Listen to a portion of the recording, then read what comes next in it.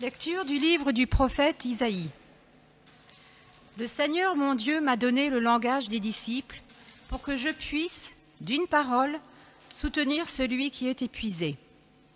Chaque matin, il éveille mon oreille pour qu'en disciple, j'écoute. Le Seigneur mon Dieu m'a ouvert l'oreille, et moi, je ne me suis pas révoltée, je ne me suis pas dérobée. J'ai présenté mon dos à ceux qui me frappaient et mes joues à ceux qui m'arrachaient la barbe. Je n'ai pas caché ma face devant les outrages et les crachats. Le Seigneur mon Dieu vient à mon secours. C'est pourquoi je ne suis pas atteint par les outrages. C'est pourquoi j'ai rendu ma face dure comme pierre. Je sais que je ne serai pas confondu. Parole du Seigneur.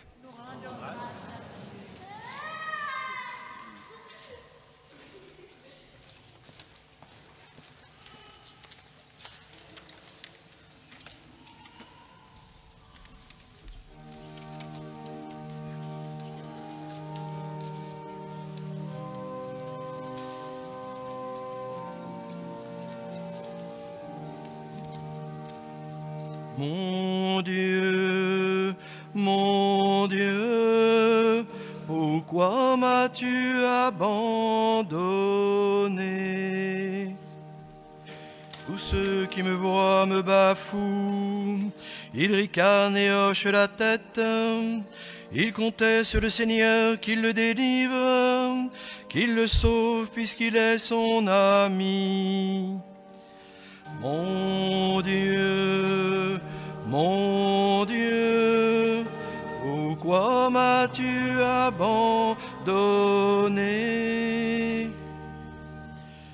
Oui, les chiens me cernent, une de bande de vauriens m'entoure, ils me percent les mains et les pieds, je peux compter tous mes os. Mon Dieu, pourquoi m'as-tu abandonné? Ils partagent entre mes habits et tirent au sort mon vêtement. Mais toi, Seigneur, ne sois pas loin. Oh, ma force, viens vite à mon aide. Mon Dieu, pourquoi m'as-tu abandonné?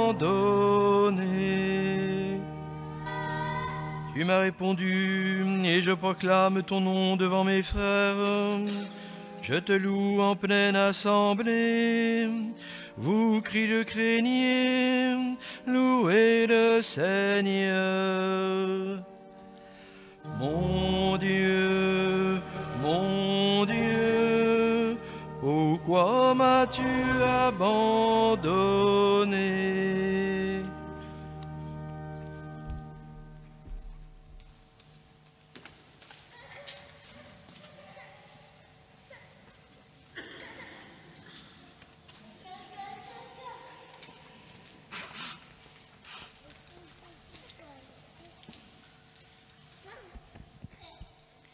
Lecture de la lettre de saint Paul apôtre aux Philippiens. Le Christ Jésus, ayant la condition de Dieu, ne retint pas jalousement le rang qui l'égalait à Dieu. Mais il s'est anéanti, prenant la condition de serviteur, devenant semblable aux hommes.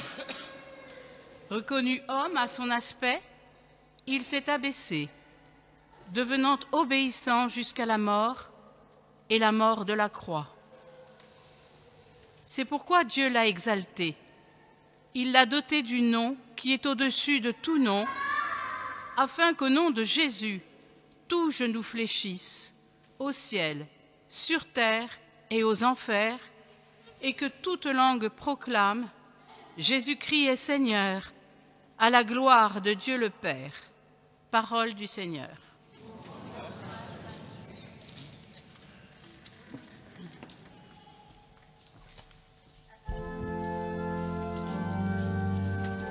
Je vous invite à rester assis.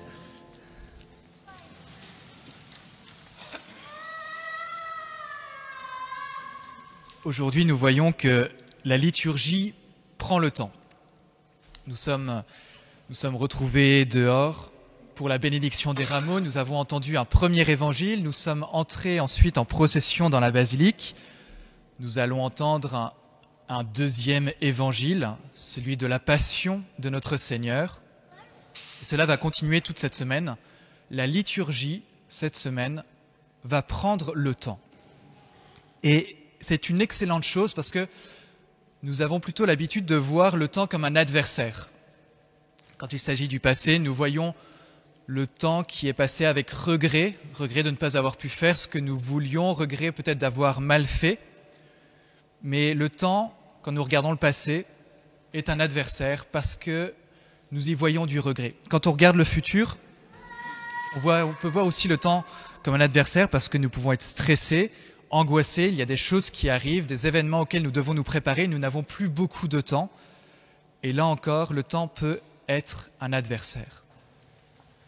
Et grâce à la liturgie, cette semaine, nous allons pouvoir redécouvrir que nous accordons du temps à ce qui est important dans notre vie. C'est normal que l'on passe du temps en famille, parce que la famille est importante. C'est normal que l'on passe du temps au travail, parce que le travail est important. C'est normal que l'on passe du temps avec des amis pour créer des relations, pour entretenir des relations. C'est normal que nous passions aussi du temps dans nos loisirs. Et bien sûr, il est normal de passer du temps avec Dieu parce qu'il est important.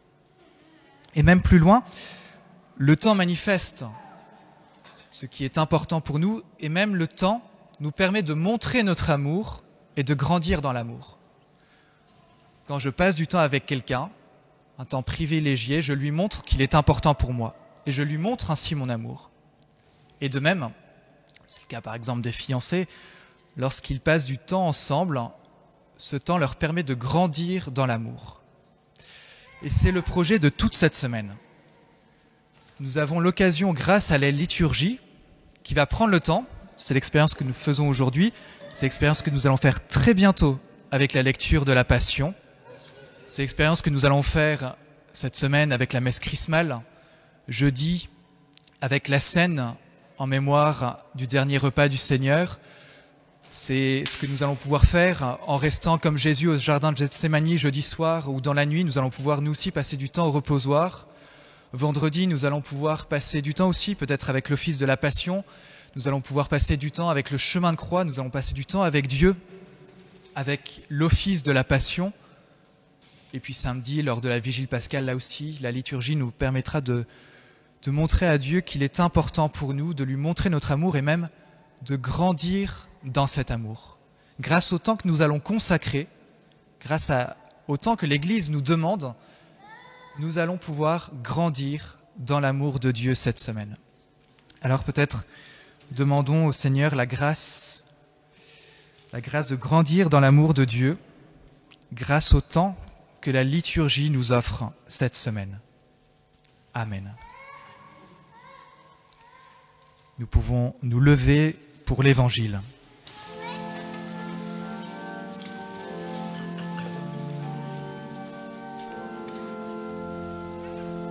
Gloire et louange à toi, Seigneur Jésus. Pour nous, le Christ est devenu obéissant jusqu'à la mort et la mort de la croix. C'est pourquoi Dieu l'a exalté. Il l'a doté du nom qui est au-dessus de tout nom. Gloire et louange à toi, Seigneur Jésus.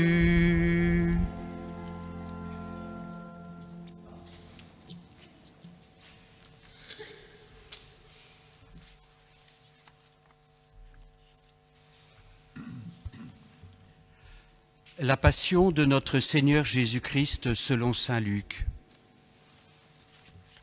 Quand l'heure fut venue, Jésus prit place à table, et les apôtres avec lui, il leur dit : J'ai désiré d'un grand désir manger cette Pâque avec vous avant de souffrir. Car je vous le déclare, jamais plus je ne la mangerai, jusqu'à ce qu'elle soit pleinement accomplie dans le royaume de Dieu. » Alors, ayant reçu une coupe et rendu grâce, il dit : « Prenez, ceci et partagez entre vous, car je vous le déclare. Désormais, jamais plus je ne boirai du fruit de la vigne, jusqu'à ce que le royaume de Dieu soit venu. » Puis, ayant pris du pain et rendu grâce, il le rompit et le donna en disant : « Ceci est mon corps donné pour vous. Faites cela en mémoire de moi. » Et pour la coupe, après le repas, il fit de même en disant : « Cette coupe est la nouvelle alliance en mon sang répandu pour vous.